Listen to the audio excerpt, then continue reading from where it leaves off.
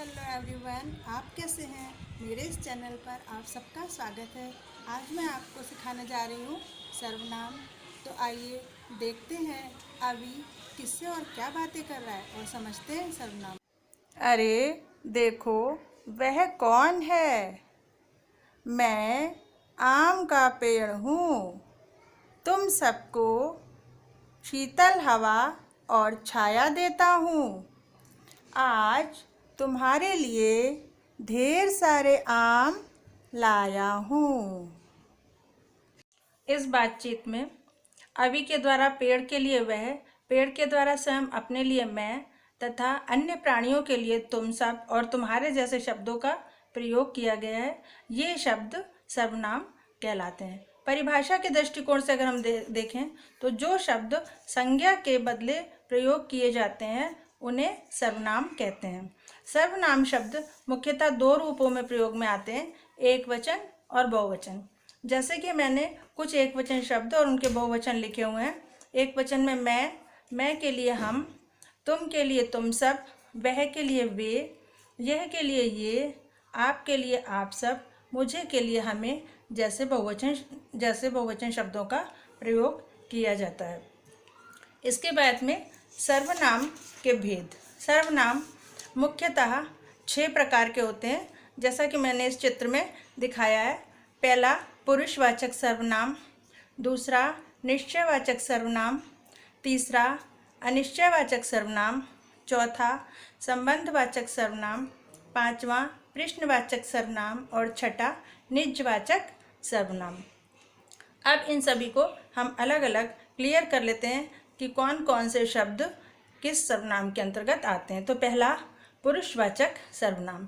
इसके अंतर्गत 3 प्रकार के पुरुषवाचक शब्द आते हैं, जैसे कि वक्ता, श्रोता और अन्य किसी के लिए प्रयोग किए जाने वाले शब्द जो हैं वो पुरुषवाचक सर्वनाम में आते हैं। वक्ता के उदाहरण के रूप में अगर हम देखें तो मैं पढ़ाती हूँ, तो ये पुरुषवाचक सर्वनाम का उदाहरण प्रथम पुरुष वक्ता के रूप में, मध्यम पुरुष श्रोता के रूप में तुम पढ़ते हो, तथा अन्य पुरुष के रूप में अगर हम देखें तो वह पढ़ना चाहता है। ये तीनों ही पुरुषवाचक सर्वनाम के उदाहरण हैं। दूसरा निश्चयवाचक सर्वनाम। निश्चयवाचक सर्वनाम के अंतर्गत सर्वनाम में वह शब्द आते हैं जिनसे किसी व्यक्ति या वस्तु की निश्चित स्थिति पता चलती है। जैसे कि वह लड़का बाजार से लौट आया है। इसमें निश्चित है कि वह बाजार से लौटकर आ चुका है।